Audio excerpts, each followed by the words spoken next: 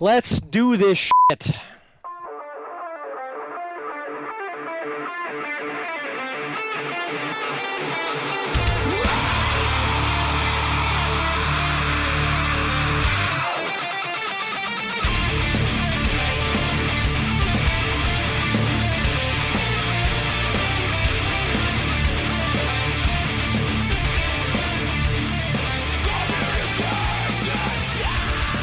Alright, here we go. Today is Sunday, May 1st, also known as May Day. And this is episode 159 of the Defensive Security Podcast. I'm pretty sure my name is still Jerry Bell, and you are Mr. Andrew Callett. Hello, Jerry. Why aren't you out protesting for better wages or better working conditions or the various things people protest for in May Day? I'm back already. Oh, okay. That's quick. Did that, got it done.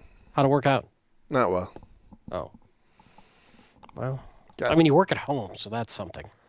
Yeah, well, I mean, I protested upstairs. And No one the really wife- cared.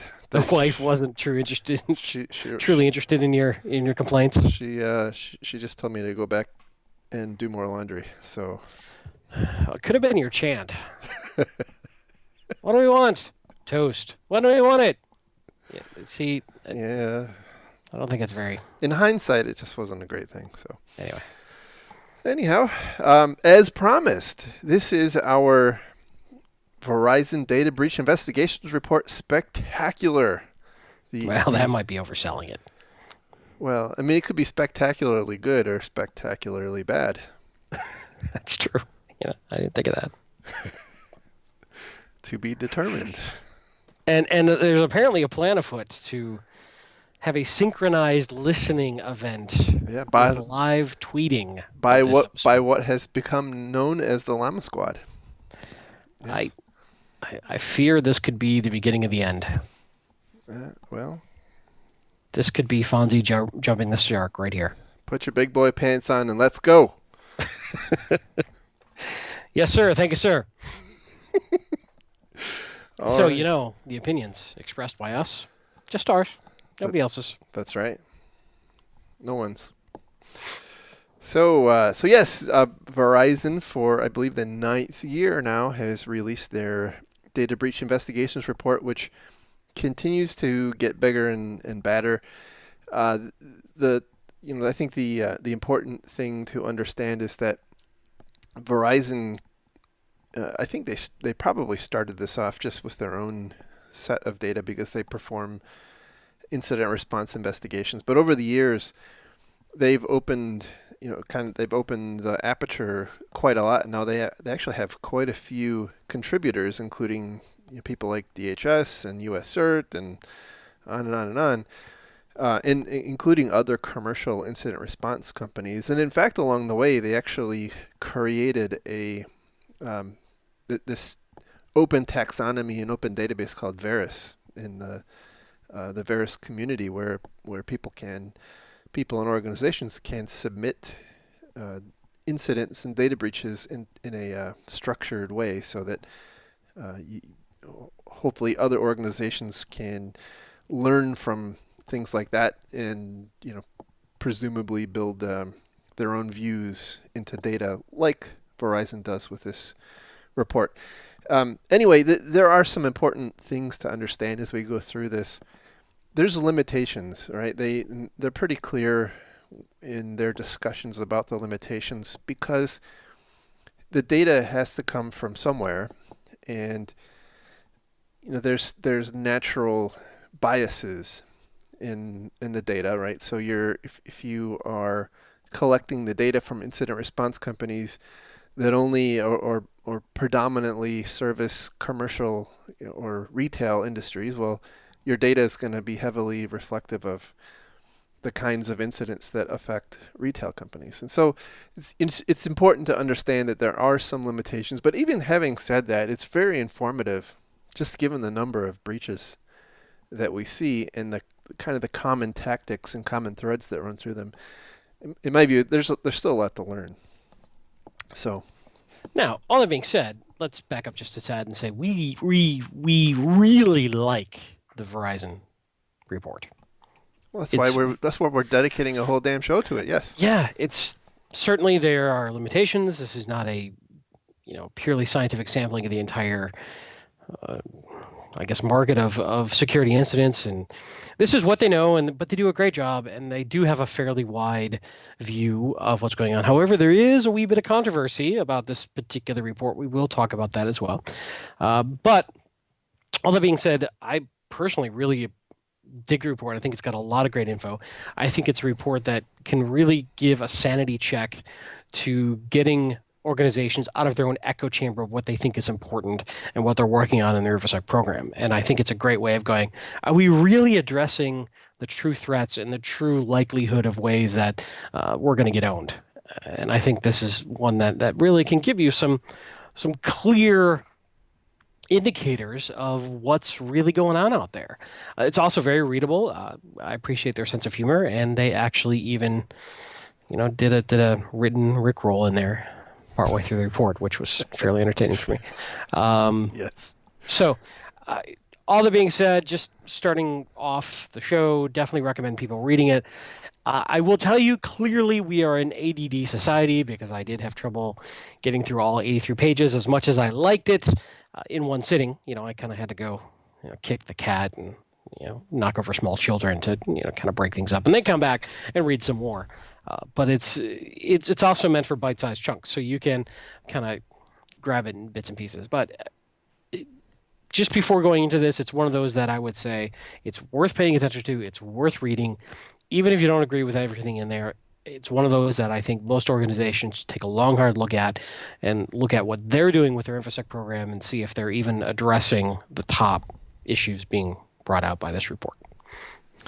Yeah, definitely. And for those organizations that are on the more mature end, I think this provides some good data to compare your assumptions, your base assumptions, right? So there's a view that says you really need to take a look at the base rate of different things happening, and so this gives us a great start for a base rate because we don't really know how often phishing attacks versus SQL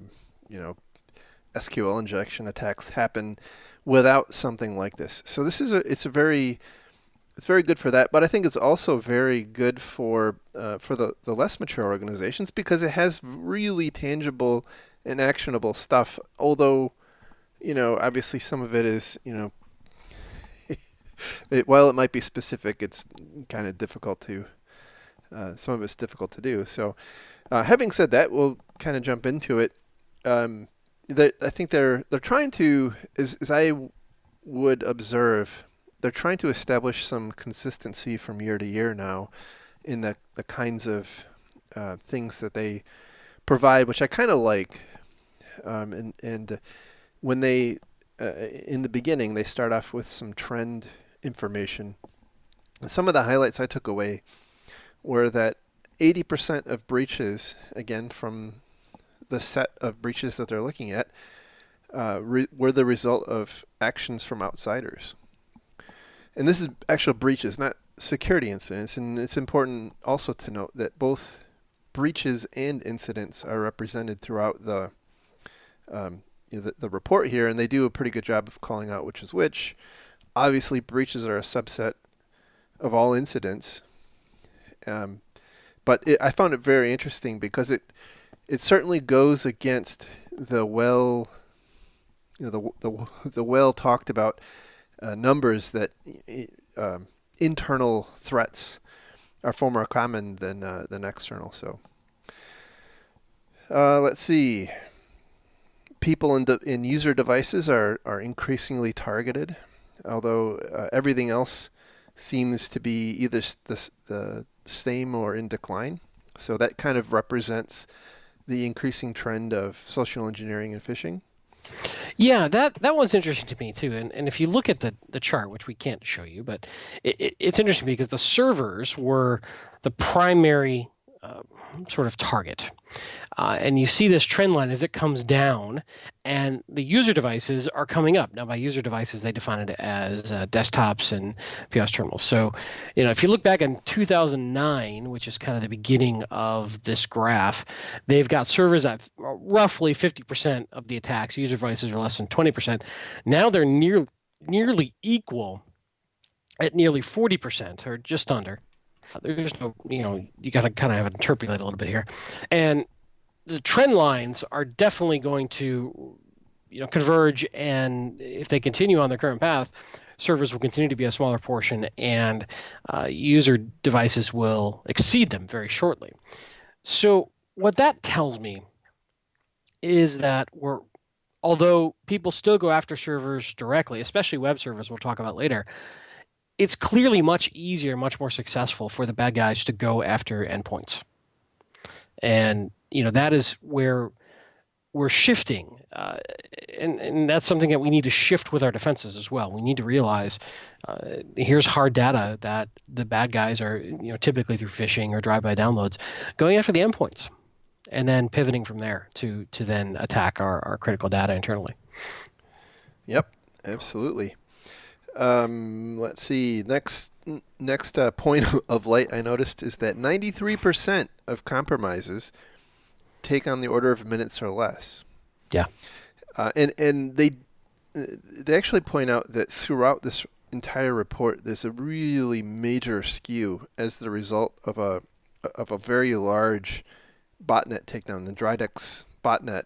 And so when the government took that down, that increased the corpus of data that was available immensely, because now all of a sudden they could see all of the victims that had been compromised, or I assume most of the victims that had been compromised, and you had lots of data, hard data about those. So now I think they're pointing out that that's probably skews that result some. However, I think it does point back to the increasing trend of attacking endpoints, and when your attack vector is malware, that doesn't take long.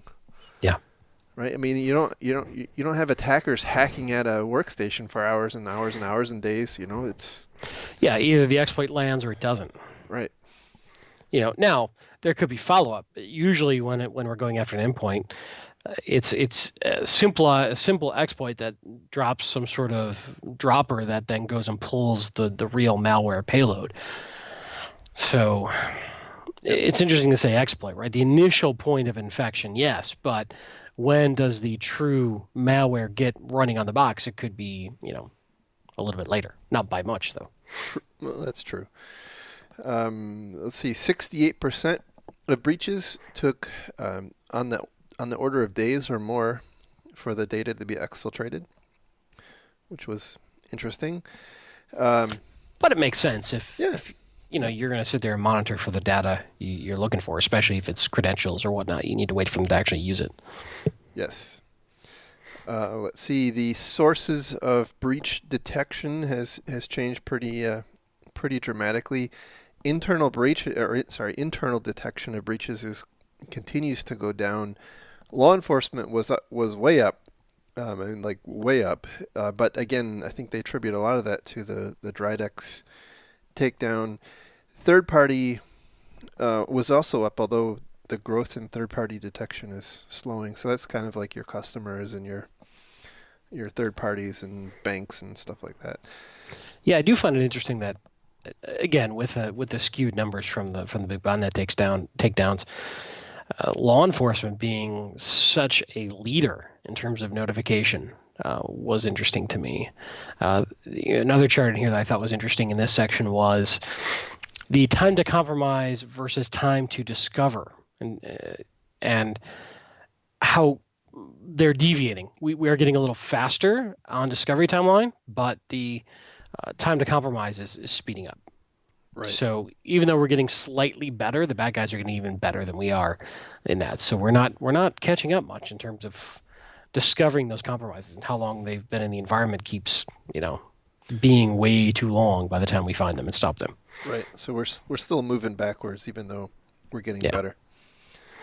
The good news is that at some point, it'll have to change because the attackers will get down to zero, and then at that point, any reduction we have in detection time is a benefit. Yeah. See, I'm looking at the bright side. Are you assuming zero population growth? No, no, no, no. Oh, you're saying the time to compromise will get to zero. Yes, that's right. In fact, all of our systems will just ship pre-compromised. Right. It's yes. I mean, that's what Kinda I was like going to make a Lenovo joke there, but or the NSA intercepting HP servers, right? yes, that's right. All right. So the next big section they call their points of focus, and the first topic in that section is vulnerabilities, and this is the area where there's some controversy.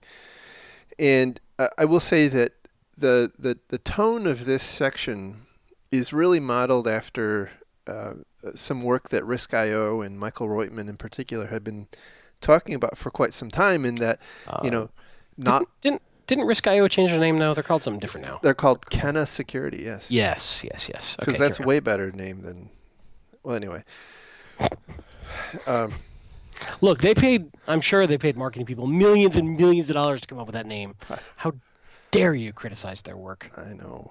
There's probably some really significant reason that I'm totally trivializing, but anyway, because I'm just a jerk that way. But anyway, so getting back on track, the deal is Michael Reutman for actually a couple years now has been talking about how in general we're as an industry very myopically focused on things like the CVSS score of a vulnerability, and we do our own prioritization and ranking of vulnerabilities, and in determining the order in which to patch and how quickly to patch them.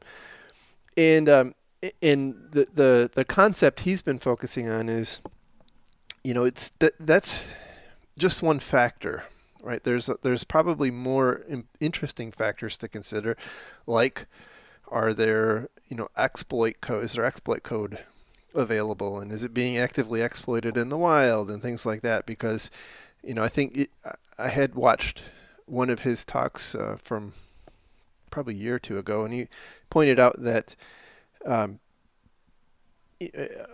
medium, a quote medium severity vulnerability that has available exploit code is probably going to be more damaging to you than a high severity CVSS 10 that has no exploit code available. And so anyway, that's kind of the crux of it. What they, and by the way, apparently Kenna and Michael Reutman actually wrote this section for the report here. What they're talking about is an analysis of a whole bunch of data that was collected apparently through a couple of different, I guess MSSPs maybe, who are monitoring logs, right? So they're looking at attack traffic, so detected attack traffic, and they're stitching that together with vulnerability scan data from other vendors, and then they're basically apparently saying that, okay, if we see attack traffic headed to a system that we know is vulnerable to a particular type of traffic, then that was probably a successful compromise. And so they go through some interesting analysis, like especially looking at that vulnerability scan data, talking about how long it takes for different vendors' vulnerabilities to be exploited. And so they talk about how with Oracle, I take that back, with Adobe, Adobe is the worst in terms of their vulnerabilities are exploited almost immediately. And typically by Adobe, we're meaning Reader, Acrobat, Flash. Right. Those, right? Yeah. Right. And then on the other end of the spectrum is Mozilla, which is up into the 200 plus day range, and then Microsoft is I guess number 2. Oracle is hanging out there, I guess, last year in 2015, there wasn't a whole lot of Java activity. I think there's, some, it'll be interesting to see what it looks like next year. Yeah, but I think this is really interesting data. So, assuming this is all valid data for a moment, this is the kind of stuff that I think can be useful to an enterprise vulnerability management program trying to figure out with limited resources what do we patch first. And so if I know Flash is so aggressive, for instance, is so aggressively targeted the minute, shortly after a patch comes out, that's probably one I want to focus attention on. Right. And if I have to make a choice, all vulnerabilities cannot be equal, though a lot of programs I've seen try to rank them as such that they haven't reached a level of maturity where they're doing risk-based analysis or likelihood of exploit analysis. The tools are out there, but most organizations don't go to that level. A couple of organizations I've seen just have a percentage metric that they're trying to hit, within a certain period of time. SLAs around patching. Although it's really tough for most organizations to keep up. Yeah. So I would. There's no context around what you should be patching, though, right? That's, I think, your point. Yeah, and I think in this case we're talking typically about endpoints that are being attacked by, if we just use Flash for example, Flash exploits. So if I'm running a patching program using this kind of data, I'm gonna say, man, I need to get this Flash update out as soon as I can in my organization, and maybe that means other stuff waits. Yeah, especially you want to update Flash on your domain controller. So when your server administrators are browsing the internet from the domain controllers, I think you have a different problem if that's the case. Oh, that might be what we're doing wrong. I'm just saying. I could be off base here, but if they're off browsing Pirate Bay from... It was a joke, by the way. I know.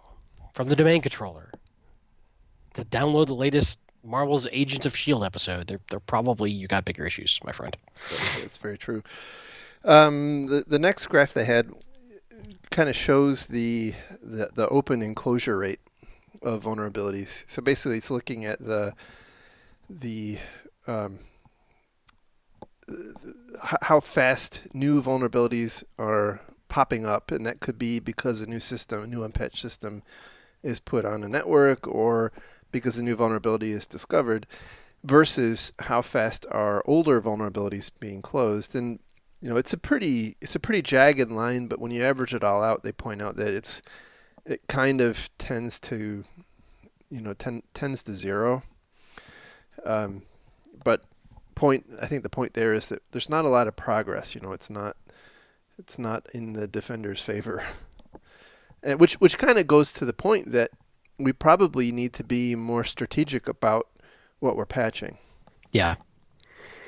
And granted, that's difficult. That's more work. That's more effort. That's more smart people around the program. It's not easy. And a lot of people have turned to automated patching tools to try to cope with the amount of vulnerabilities and patches that are coming out.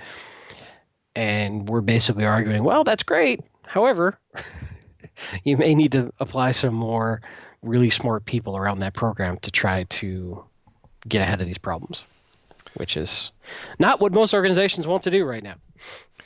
Yeah.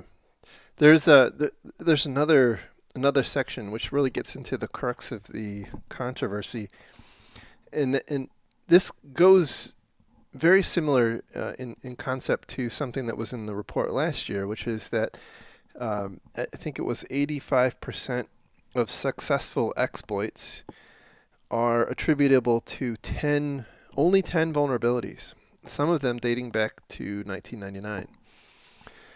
And so in concept, that's a really significant thing, right? If you've got, it kind of says that if you can address those 10 things, you're going to reduce your problem space really dramatically. Where it goes off the rails a little bit, and I don't know that it does actually go off the rails, but where the controversy comes in is that the number one, the CVEs that are referenced in this report apparently are wrong. So there was apparently some data transposition issues. Do we know that to be true? Yes. Okay. Yes. So Yeah. Oh, go ahead.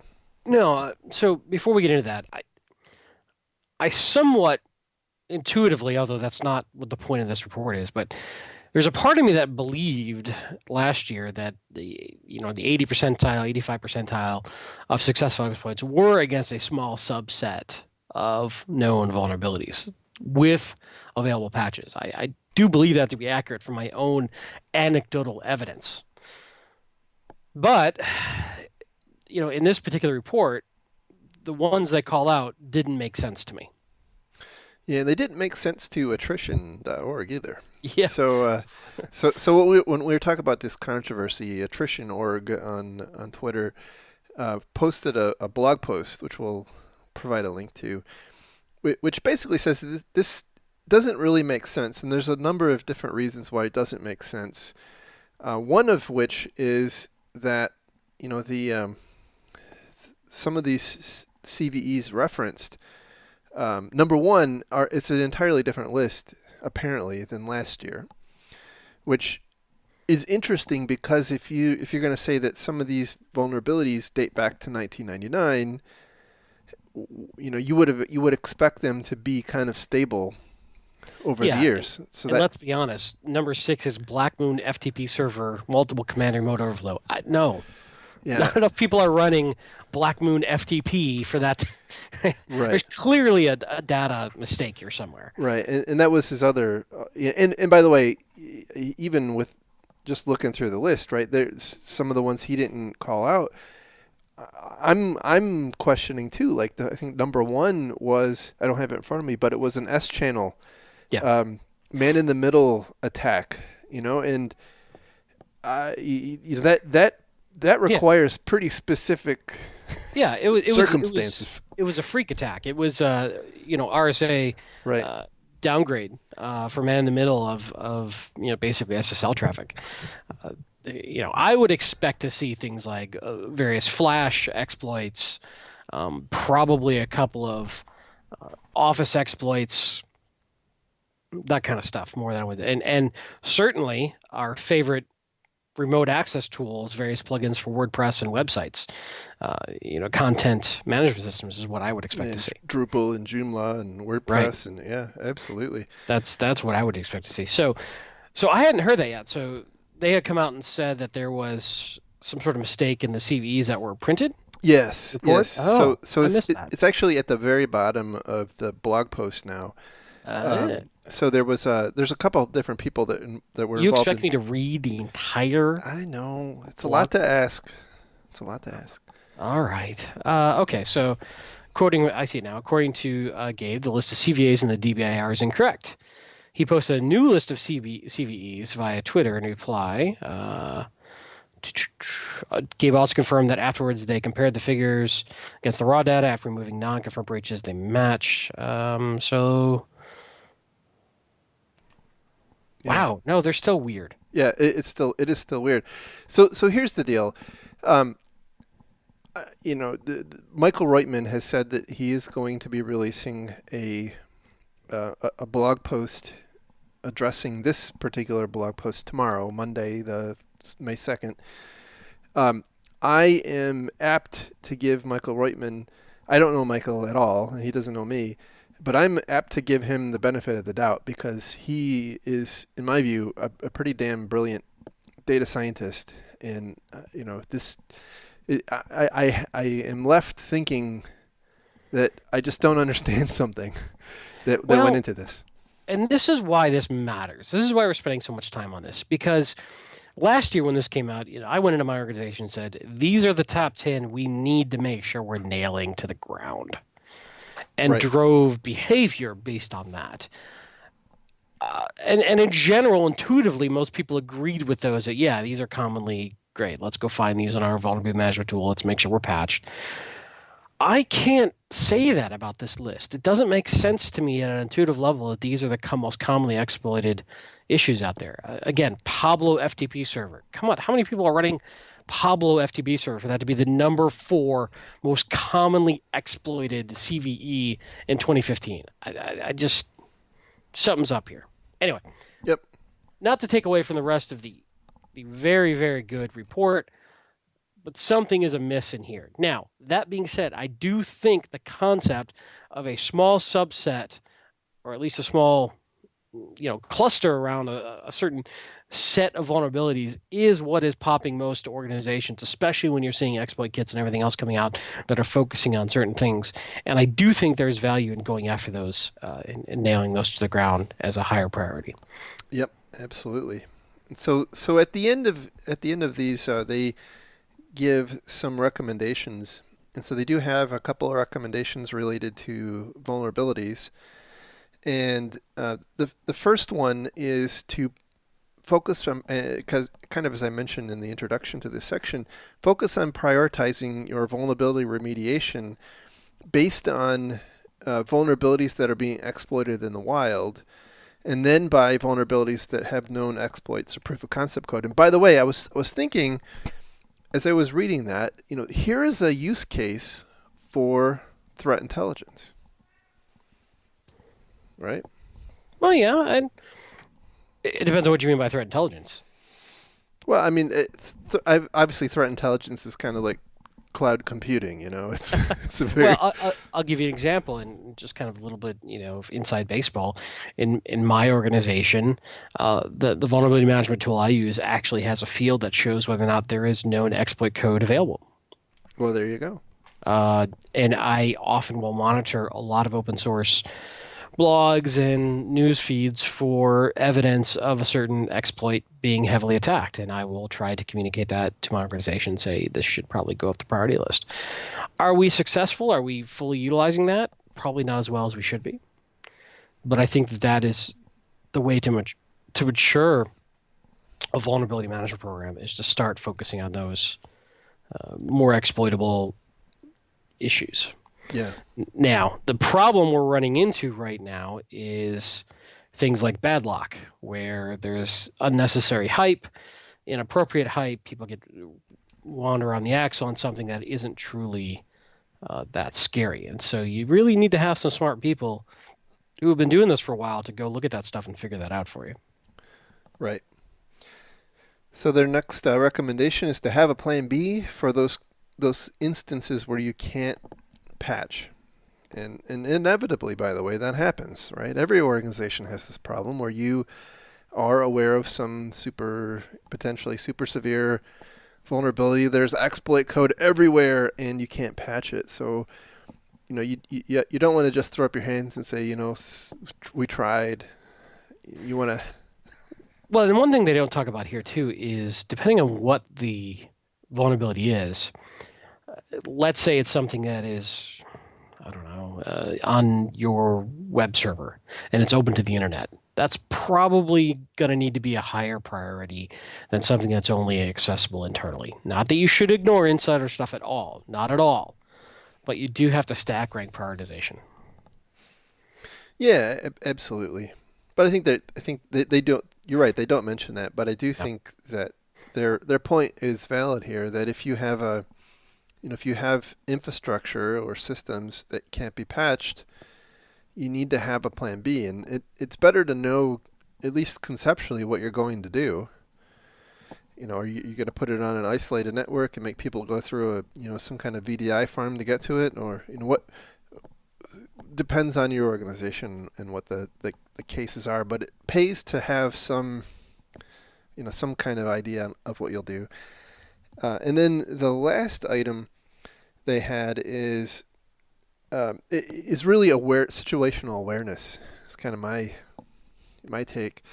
And I've had this discussion with people in the past, that knowing your inventory is not all that important. If you're securing your stuff properly, it shouldn't matter if you have a good, accurate inventory.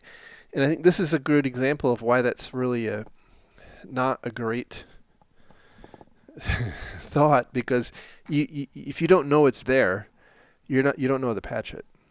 Well, and here's where I think asset management really, really, really matters, is knowing who is responsible for that particular asset. Absolutely. And that's where I think we fall down. But I consider what they're talking about here discovery scans. And, for instance, I've worked with organizations where we'll do discovery scans from the outside, and we'll look for any new IP or new port that opens to the outside. that might have gone around change management, for instance. We'll do discovery scans internally just to try to do, find something new that we didn't know about. Now, the problem is, again, all this takes smart people to look at and interpret this knowledge. So this is just like an untuned IDS. You could be generating a ton of data coming at you. You've got to be able to absorb it and do something with it. Yeah, absolutely. All right, so moving on to the next item, which is phishing. And some interesting comments here. 13. It's a 13%. Well, let me take a step back for a second. 30%. And by the way, this data comes largely from companies who offer phishing simulation services. Shocking. Right. But the data has to come from somewhere, right? Yeah, and let's be very, very clear. I personally feel phishing is still a massive threat vector. Yeah. And probably the one that you really should care a great deal about. Well, absolutely, and I think that is pervades this entire report. And yeah. So, let's say 30% of phishes that are sent are opened by their victims.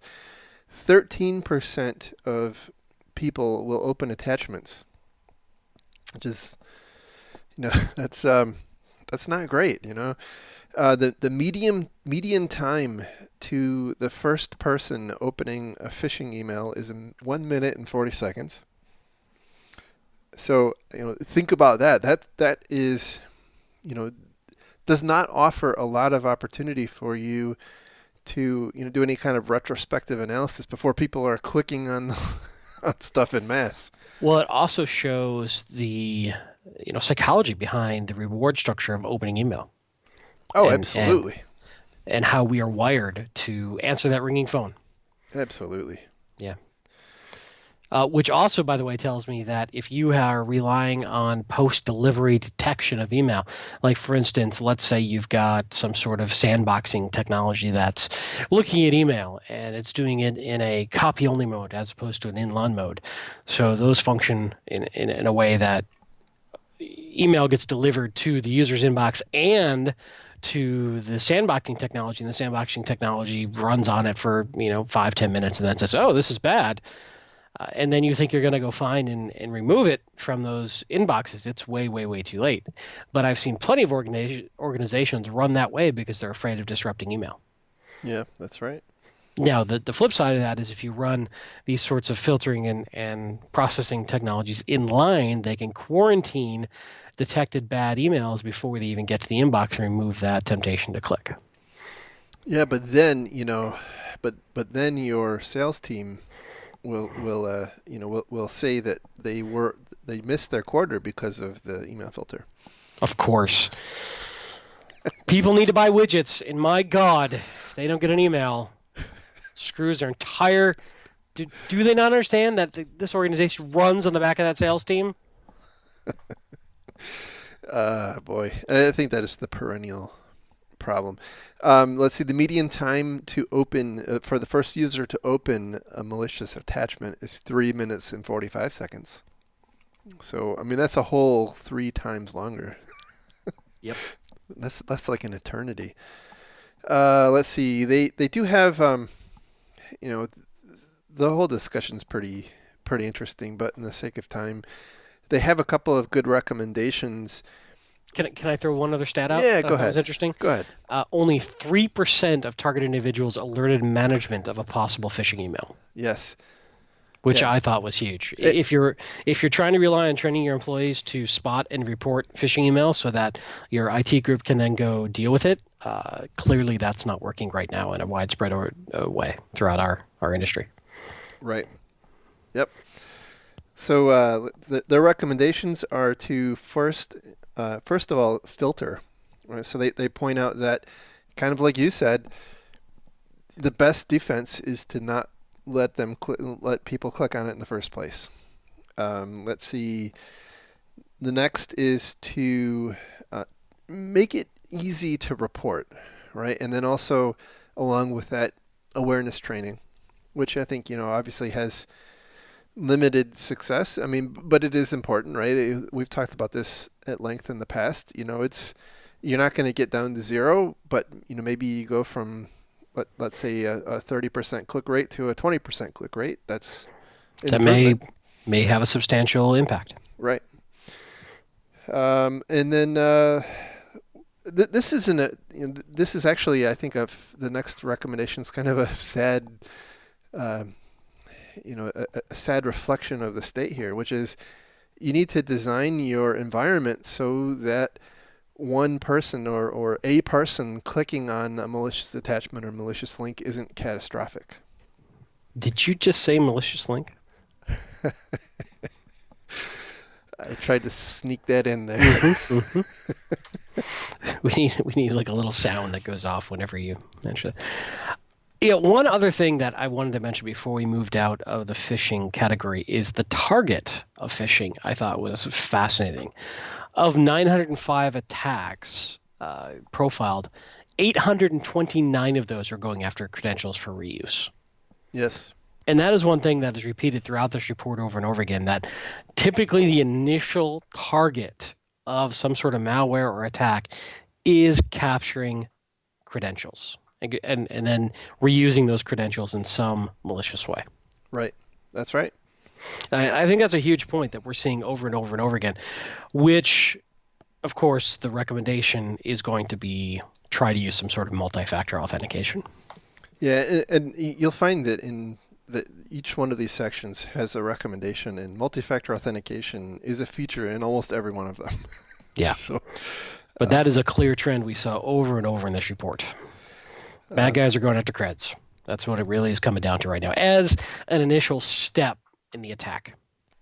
yeah, that's right. And because it works.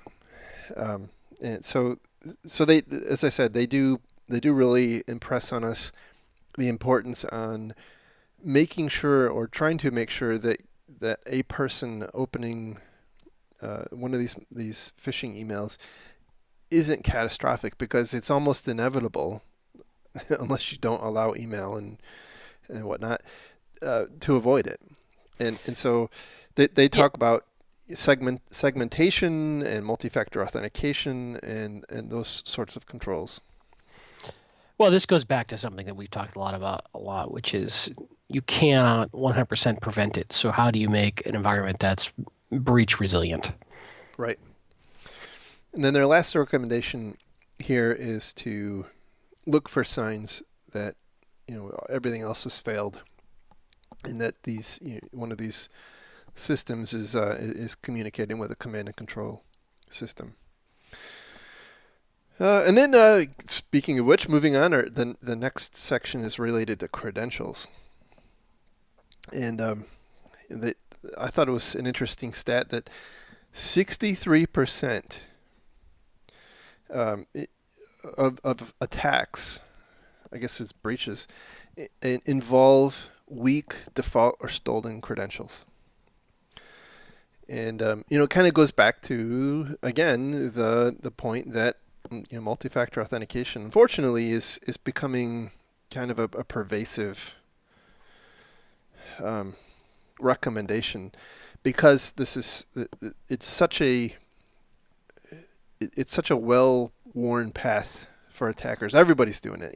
That's the one thing that'll keep coming up as we go through the report, is that everybody, whether you're talking about organized criminals or nation states or they're all after your credentials. So the downside is that two-factor or multi-factor authentication is not easy and often not cheap. Nope. It's kind of like whitelisting technology. It can be highly impactful and highly effective, but it is an administrative load to run. Yes. So the next section we now go into. There are 9 that the Verizon folks have been, for the last couple of years, bucketing the different attacks or breaches into 9 trends. And so we're going to go talk through those 9 trends now. And the first one is web application attacks. And that they had an interesting. So as we go through each one of these, they have a really interesting key findings section, which kind of nets it down. And I'll read this one for web app attacks. The breaches within this pattern are heavily influenced by information gathered by contributors involved in the Dridex botnet takedown. Hundreds of breaches involving social attacks on customers followed by the Dridex malware and subsequent use of credentials captured by keyloggers dominate the actions. Defacements are still a commonplace, and CMS plugins are also a fruitful attack point. Now, what's really interesting is that the one graph they have, or I guess it's the first graph they have in this section, points to the motivations behind web app attacks, and it is not what I had expected. And so the first web app, or the first, I'd say probably by a factor of 3 or more, is what they call FIG, which it took me a minute to figure out what they were talking about. It's fun, ideology, or grudge. And then far less common are financially motivated attacks. So let's see. The one thing I'll say really quick too on the web app attacks is don't make the mistake of assuming that that's the end goal. Often what we're seeing is a multi-stage attack. So the web app may be a portion of a bigger targeted attack, whether it be a waterhole attack, whether it be gathering creds to then pivot to go further in. It's not just going after a web server. It's sometimes part of a bigger, more complicated attack. Yeah, that's right. And they point out that there are lots of different reasons, and I think they tried to filter out some of the reasons. So, for instance, it's been a common thing lately for web servers to get compromised and then used to run a botnet, which is used for denial of service attacks. Right. Not necessarily for data breaches or what have you. So I think there's a lot of that sort of thing, but then I think the other more important lesson is that I was trying to explain this to someone, that at every step of the way in the intrusion cycle, the phases are becoming abstracted. The initial point of compromise can be a phishing email or a drive-by web download or a USB dropped in the parking lot or SQL injection on your website. And then the next layer is abstracted too. And it's just abstracted the entire way through. And I think the challenge is that many of the attackers, whether they're organized criminals or nation states or whoever, are have in their toolkit many of the different things that exist in that abstraction layer, each one of those segments. And so that's it kind of says that each one of these things are important to think about to some extent. So let's see.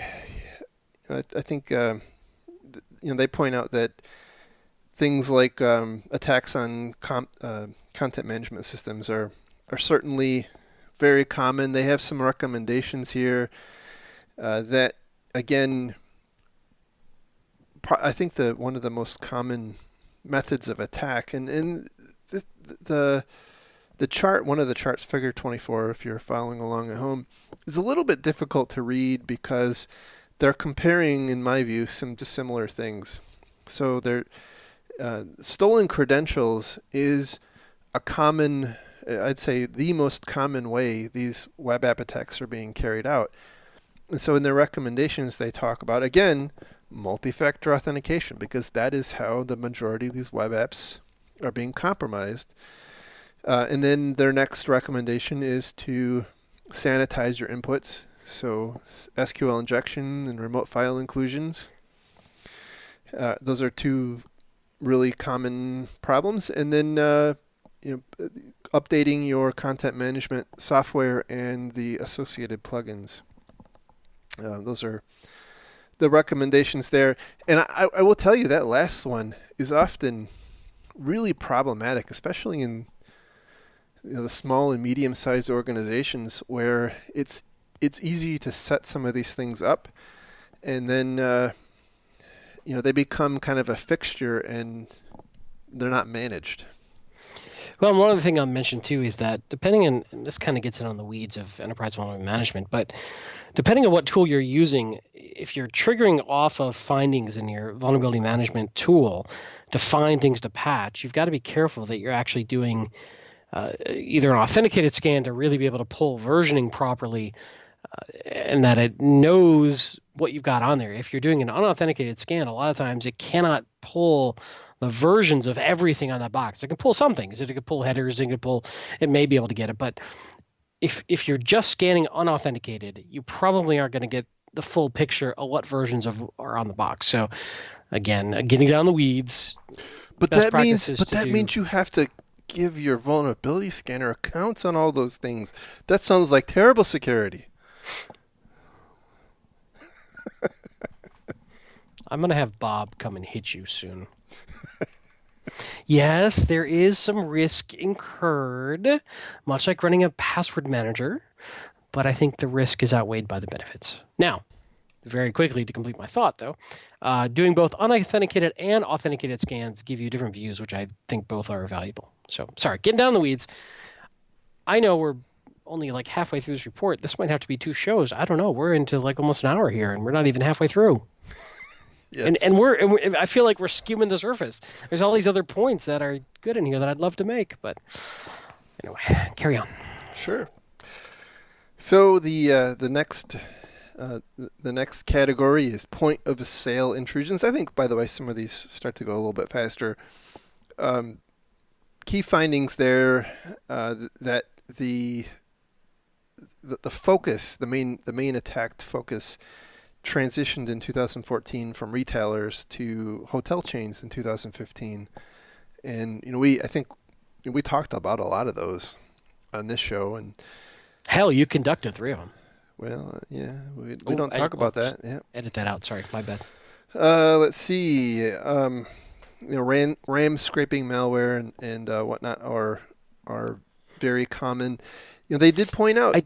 I do find it interesting that RAM scraper became the primary method, which tells us something a little bit about the methodologies and what the bad guys are trying to hide from and what they're coping with in terms of where encryption might be happening and some other things like that. So I did find that interesting, that RAM scraper is by far the most prevalent. Yeah, they do point out that there's a heavy use of stolen credentials involved in point of sale intrusion. So RAM scrapers is the method by which the card data is collected, right? But the stolen credentials are the predominant way that they're getting that RAM scraper malware in the first place. And interestingly, in 97% of the intrusions that involve stolen creds, there's the attack vector was through a partner. So it was actually a partner's I don't believe that. I'll tell you straight up, I do not believe that stat. I think there's something wrong with that stat. Okay. I don't buy it. I don't buy 90. Anytime somebody says 97%, I get skeptical. And I say through partner access, straight up, there's something wrong with that stat. Well, I think they're talking about vendors, right? So no, I get it. Support company. Yeah, sort of Target and their HVAC. So I don't. No, I don't think it's Target and their HVAC. I think it's the company that maintains the POS terminals. That's how I read it. It's not the. I mean, I think the Target and Home Depot angle is the outlier. I think what they're predominantly seeing here is it's the companies that these retailers have on contract to manage their POS terminals. And so they point out, actually, if you go to the recommendations, the first recommendation is that, number one, you should be using multi-factor authentication, but also you should be monitoring the login, log out activity of your vendor, which kind of is in a way. Now they do talk about how this transition, this technique transition in the past from being largely a problem affecting smaller organizations to one also affecting larger organizations. But I've got to believe that if you are a small company who has one or two POS terminals, you're probably not going to be in a position to do that kind of monitoring. No, So certainly. Yeah, that's the problem with a lot of small business in InfoSec is you just have to trust right, other organizations have done it right. right. But if you're, if you are a larger organization, it does make sense that you should be reconciling the login activity of your vendors who are maintaining that stuff. Well, yeah, the other thing that's interesting going on right now is our shift to the EMV standards, which is basically the chip and potentially PIN, but right now it's chip and signature for credit cards rather than the magnetic swipe. Right. And this shifts liability. So we're seeing a big upgrade of the POS terminals in the field to handle these new chip and PIN cards. And in general, after October of last year, if the point of sale retailer, if the person running the point of sale system hasn't set up this EMV capable card reader, they start to own the liability for a potential breach. If they are running with the proper new card readers, then the liability still shifts back to the banks and the credit card processors and issuing banks and such. So they don't mention that at all in here, but that's definitely something interesting of how the point of sale fraud is going to start shifting, and they do talk about this, but shifting more to a card not present situation, Right. which again doesn't. So I wonder if we're going to see a big fall off in going after individual point of sale and more towards centralized vendor databases for card not present transactions.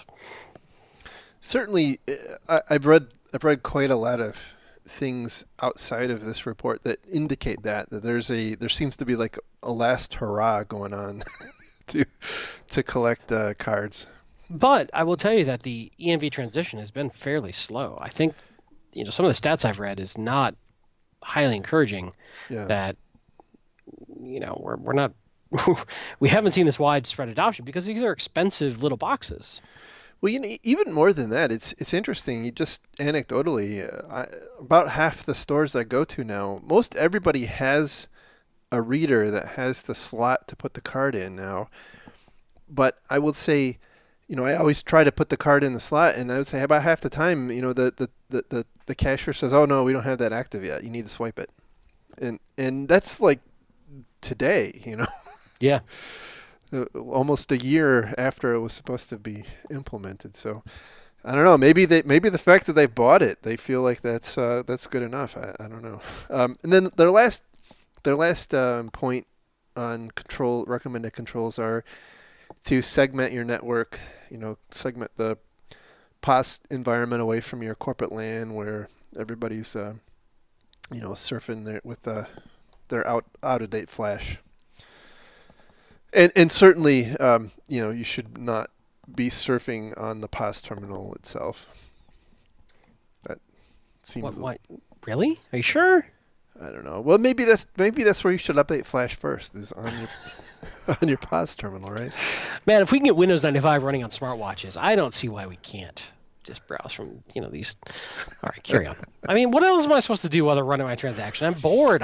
If I don't get my updates every 13 seconds from the interwebs, I start getting the shakes. It's true. That's true. And hey, why should we not be checking in to Facebook from the kidney dialysis machine? Or right? So I didn't know you'd read my business plan. I didn't. Man. So Patent pending, by the way. Before anybody gets any ideas. Let's see. So moving on to the next category, insider and privilege misuse. So some interesting stats there. 14%, only 14% of the attacked people were in leadership positions. So executives, managers, that sort of thing. And this next one really surprised me too, that only another 14% are people who have privileged access, so sysadmins, network admins, that sort of thing. I figured that One, would have been a little higher. one thing I saw interesting is the rise of motivation of espionage Yes, as opposed to pure financial. right. That is definitely and kind of like one of the previous graphs we talked about with the server versus endpoint. There's a converging and soon to pass trend line between financial and espionage in this. Assuming assuming the trend stays the same. Well, and I'm wondering. I wouldn't say so. These graphs can be a little misleading because they're not showing you quantity, and so I would think my gut is that if you looked at the quantity of financial, it probably is not going down. I think that the espionage is coming up more Right. than the financial is going down. Possibly as it relates. I mean, you're probably right on there, and it could be more a reflection of these incident response companies' ability to detect espionage type activity. Yeah, going back to something we threw out at the beginning here, this is all within the context of the data set that we have, which is not a scientific sampling of all data. It's just what they have. Right. Not saying it's not useful and valid, but it is a certain scope of view.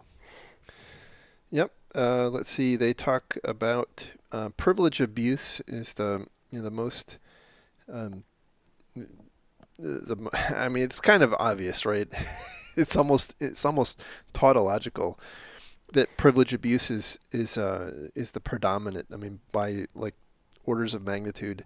So you're saying your white privilege was abused? No, No? Okay. no. Let's just be clear. I don't know where that came from, but I'm gonna let it go. So let's see. You threw me there for a second. Um, That's my job. they talk about how breaches resulting from insider and privilege misuse are often the ones that take the longest to detect. So they throughout the history of the report have taken months, predominantly months or years to detect. And I guess that the caveat there would be for the ones that have been detected, right? Yeah, certainly. That's what's the unknown unknowns. Right.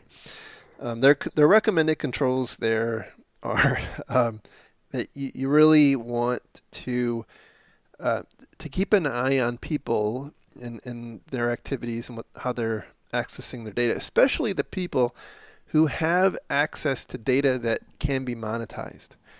So that would be your PHI, your payment card information, those sorts of things. Those are the areas. And by the way, almost without exception, that kind of data has an obligation for you to be monitoring anyway. So it's not. The X-Files taught us a long time ago to trust no one. It's it's almost like you should be doing this already.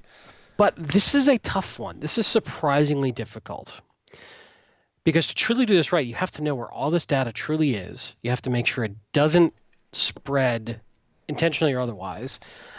You got to make sure no shadow IT jumps up. I'll give you an example.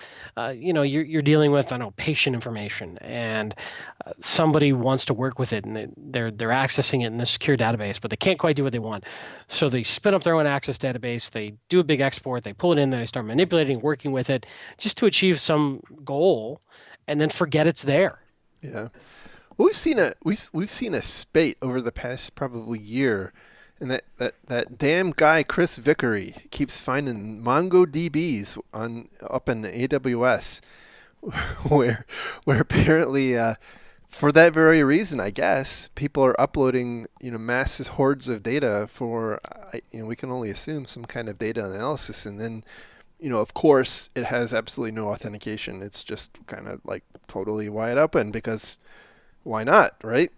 So you're absolutely right there. They do talk about how, and this one is totally undefined in terms of how you do it, but keep an eye on your USB drives. Uh, good luck. That's a it's a very difficult problem. Um, and I've seen lots of people struggle with that one. And then their last point is similar to what you mentioned, and that is know where your data is and know who has access to the data.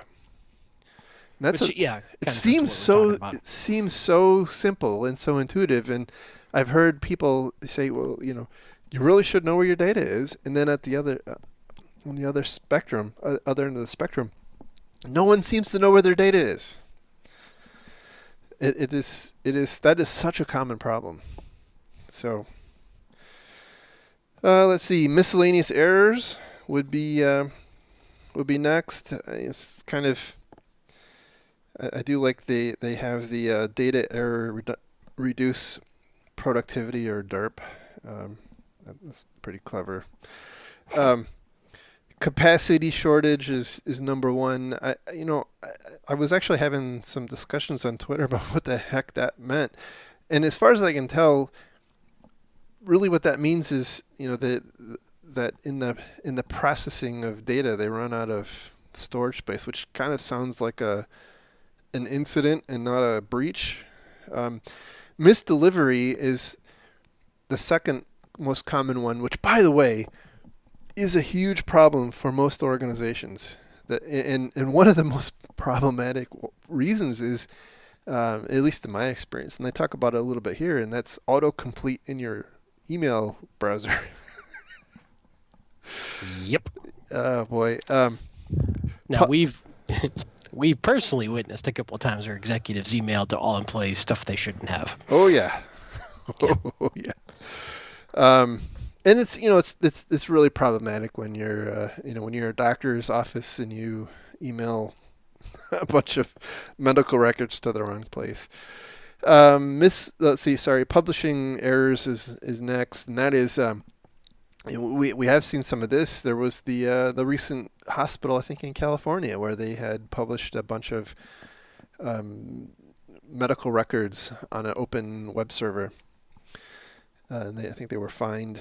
Misconfiguration, similar. This is like we just left that server open to the internet, sort of thing. Let's see. Their recommended controls. They don't have great recommendations here either.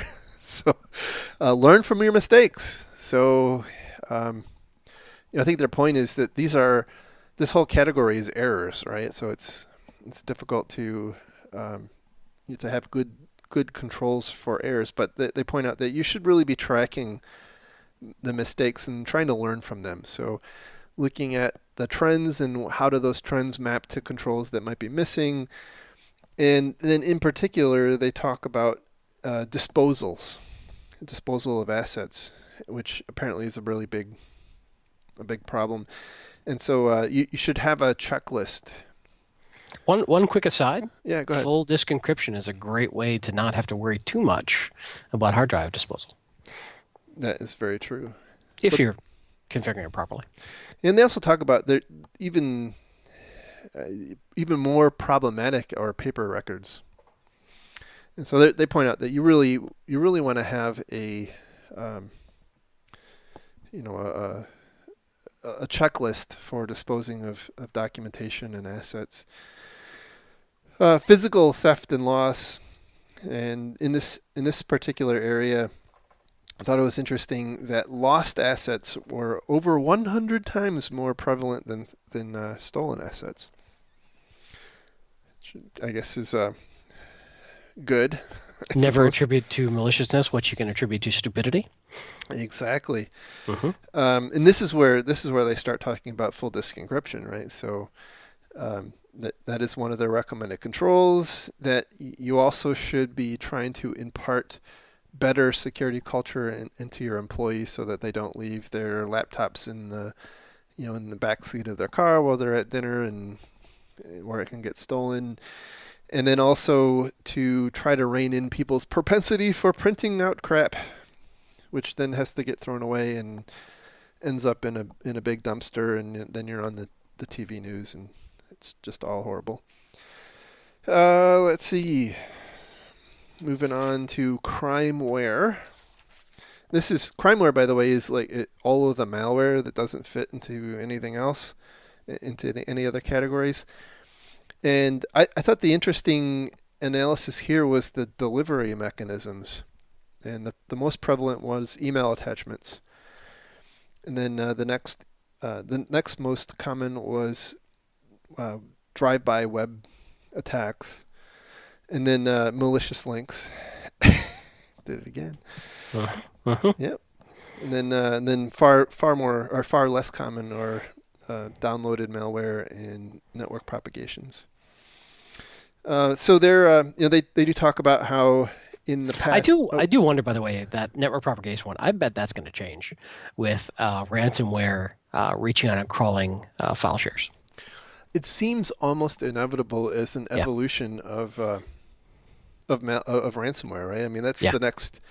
If you are a ransomware author, what's your next play? It's to encrypt all of an organization's computers at the same time. Mm-hmm. Or at least all of their data on the file shares. Yeah. Yeah. It's. Anywho, I know we're running late. Carry on. No worries. Let's see. They do talk about how hashes in the past have been, it's been kind of a hallmark, right? That if malware hash or malware samples hash is unique to you, that must be a targeted attack. Well, they point out that nope, almost all malware now has a lifespan of seconds. And so it's very, very likely that you will see malware that's completely unique to you. Yeah, it's just too easy to randomize hashes now. Yeah, I think they said their data set said 99% of malware hashes are seen for less than a minute. Yep. And that's that's the problem we have. Their recommended controls. Let's see. They have, first off, patch your stuff, patch your Adobe, or maybe don't have Flash or Java on your computers. I know it's crazy. I know it's very uncomfortable feeling. They talk about next recommendation is to block scripts and macros from being able to run, and then also blocking those in your incoming email, and also stripping off executables and maybe some other file extensions. But of course, that works great until you cause your sales team to miss their quarterly numbers. It's true. Not that that's ever happened to me, and I'm certainly not bitter. Still, never. Couldn't possibly. Let's see. They do talk about also monitor your organization, and I think this is again one of those capabilities that's unique, is going to be unique to some of the larger organizations. But that's monitor the kinds of malware that are affecting your organization. All of them. Well, I think their point is, looking at how it's coming in, and then trying to take remedial action. So if you've taken steps, you should be taking steps to to reduce malware infections. You should be monitoring to see, okay, it's still coming in. How's it getting in? And then go off and specifically address those problems, which seems pretty basic. Yeah, it just would take committees and change control and months of meetings to actually get anything done. Not that I'm bitter. You sound like you might be a little better. No, not at all. Okay, good. Payment card skimmers, not a whole lot to say there. It remains a big problem. Although what I find interesting is that it's still a big problem in Eastern Europe, where I thought they had EMV already deployed. So I don't know. Unlike you and Bob, I don't get to Eastern Europe much. Well, they do talk about their controls are to use tamper-resistant terminals, have tamper-evident controls on the terminals, perform periodic checkups of the terminals by someone competent in finding such skimmers, And they also give some tips for consumers, such as guarding your PIN and trusting your gut. If you see like part of the terminal hanging off, maybe that says that you shouldn't use it. I don't know. Seems like a good idea. Cyber espionage. We're almost done. Almost done. Cyber espionage. We'll power through it. Yes. I'll read the key findings there. Espionage begins with the same threat actions as many other patterns to gain access, but will deviate as needed once the initial compromise occurs. And that is a very important point. When you read this section, there isn't a lot of unique attributes to espionage type threats. It's really, in my the way I would say it is, it's chaining together things in a slightly different order or for a slightly different end. Yeah, and instead of motivation by finance, you're motivated by something else. Maybe it's gathering information for strategic reasons. Right. Or it could be, screwing up somebody's centrifuges. I don't know. That's happened never. Never, no. Let's see. Yeah. So again, there's really not a lot of not a lot of uniqueness that doesn't appear in other types of categories.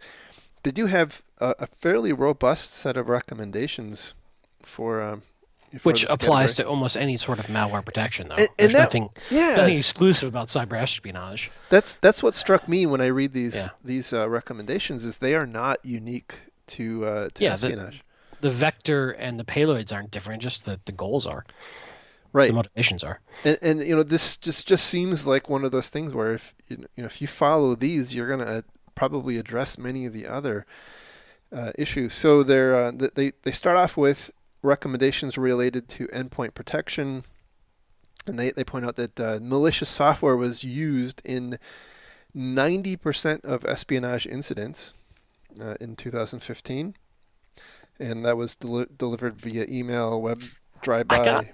I gotta say, calling Windows 7 malicious software is probably a little harsh. I thought it was Windows 10.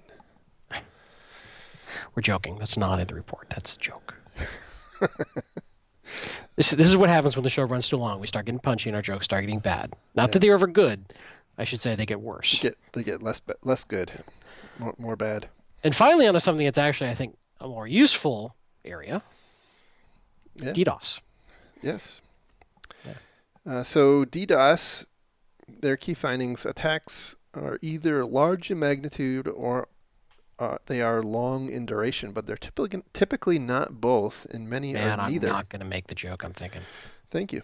Insert your mom joke here. That's all I'll say. Oh boy. So hey, I look, it was just a pointer. I didn't actually say it. And now it's the listener can create any joke they like, so it's interactive. Yeah. It's like a choose your mom adventure. Just speak your mom joke right now, and we'll laugh, and then we'll move on. Haha. There we go. So anyhow, off the rails. Yeah. So DDoS is getting bigger. That's for sure. It's getting bigger, or it's getting more protracted in duration. I think those are the two takeaways. They don't talk, by the way, a lot about what I thought they would talk about, which is the DDoS for ransom. So kind of like or DDoS as a distraction. Yes. Yeah, but DDoS for ransom is huge right now. We're seeing it all over the damn place. Well, and not only DDoS for ransom, but just the threat of DDoS for ransom. So we've seen in the DDoS blackmail, really. Yeah, we've seen it in the recent past, and it's not even necessarily a case where the perpetrators have any capability to deliver on the threat. What was that report that just came out about a week ago about businesses paying over $100,000 to blackmail that DDoS blackmail for people who don't even have DDoS capability? Right. It was for people who were using the name of a group whose members had all been arrested. Right. Well, maybe they have internet access at the jail. Yes, I'm sure that's true. But I think the point there, and we've talked about this in the past, is that it really comes down to DDoS. Preparing for a DDoS attack is something you need to do in advance. It's not Yeah, something there's very little you can do once you're under attack if you hadn't prepared ahead of time. right. They talk about maybe the cloud is a good place to be because they often have really robust capabilities for handling DDoS attacks of different sizes. And so that's that. They have an everything else category, which is like it says everything else. Although I found it interesting that they have the CEO fraud in the everything else bucket, and that is as we have learned in previous episodes, a really fast growing problem. I think there's the FBI said there's several $billion in 2015 that were stolen as a result of this. So Hey, we got to fund the show somehow. well, hey, so it's all in all, it's an awesome report. Yeah, you have to be you have to be realistic, right? I feel like we barely scratched the surface. And we're an hour and a half in. Yeah, and there's a bunch of appendices on here too that have a lot of other good information and data and stuff. So maybe there will be a part 2 to cover things that we thought we didn't pay enough mind to. I think it will depend on how viciously harsh the live tweeting audience is when they listen. That is very true. I mean, I may be crying for weeks. I don't know. That's true. Anyhow, anything else you wanted to cover? A couple quick items. DerbyCon tickets went on sale, but probably by the time you hear this, they'll be sold out. Yes. But Jerry, you have a ticket. You're definitely going. I am probably not going to go because it is 2 weeks before my wedding, and I think that would be not a good way to start my marital bliss by disappearing for a weekend in the crunch time, sadly. Yeah. Yep. However, O'Reilly Defensive Security Conference in New York in late October, we will be at. And I think we're safe to announce we're actually running a panel. We are running the Ignite Talks panel for that conference, which we're very excited about. That's right.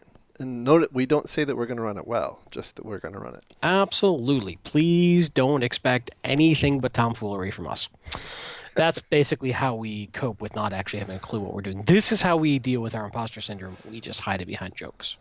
That's very true. Yes. What else? Anything else coming up? No, I think at DerbyCon I will probably be having a book signing. I'll be signing other people's books. Just random, just like just Dianetics by L. Ron Hubbard. Bring me a book and I'll sign it. and also we'll be having pictures with Jerry. We'll have a choice of backgrounds, so you can have us shaking hands in front of the Times Square or the Sistine Chapel or whatever. I mean, it's going to be a great time. How much are you paying people to shake your hand? Well, I haven't quite figured that out yet. Okay. Just want to be clear on this because otherwise that's just kind of creepy. Anyhow, thank you for hanging in with us for so long.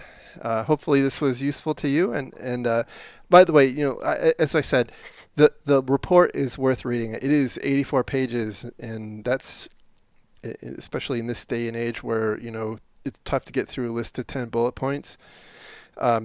It's a long read, but it's great. It is. I think it's very informative. It helps. Certainly, there's some controversy. It always helps to be a little skeptical about things, but it is really good to have an outsider's view that kind of spans maybe more than you have visibility to yourself. So anyway, I think it's worth the read.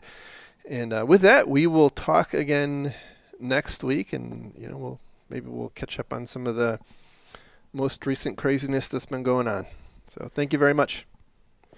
Have a great week, everybody. Take care. Bye-bye. And now, by the way, www.defensivesecurity.org to get to the we'll have links for the report and to the attrition.org blog post. And let's see, the show, Twitter, Defensive Sec, you Twitter, at Lurg, me Twitter, at Malicious Link. And with that, we'll talk again next week. Bye-bye. Bye-bye.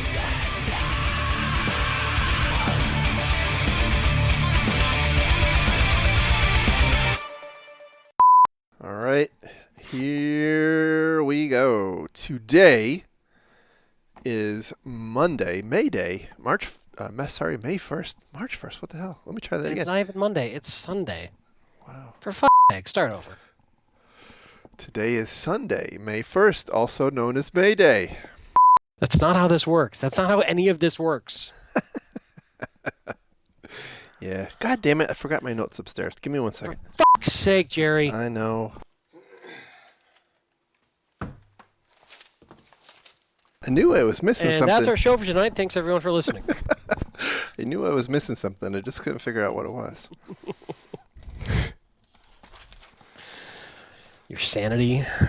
Well, that that is definitely missing, yes. It receded with your hairline. I'm not sure which one went first. Well, correlation, causation, all that kind of jazz.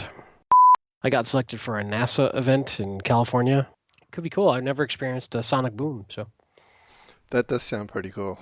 I mean, I've had some days after Taco Bell that you might have thought I could. We've all been there.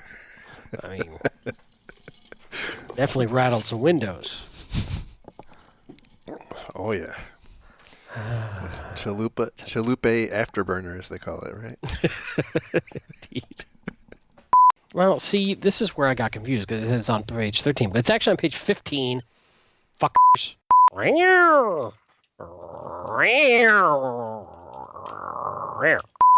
Well, you ready to No, talk I'm DBIR? I'm afraid. Hold me, Mom. I'm not your mother. Stop. I keep telling you this. It's very confusing. I understand. And clearly you were misinformed as to what mothers and fathers are. My life's been a lie. Yes, it's true. It's true. Yeah. Bye-bye. Bye-bye now. Bye-bye. Bye-bye. Bye-bye. Bye-bye. Bye-bye. Bye-bye. Bye-bye. Bye-bye.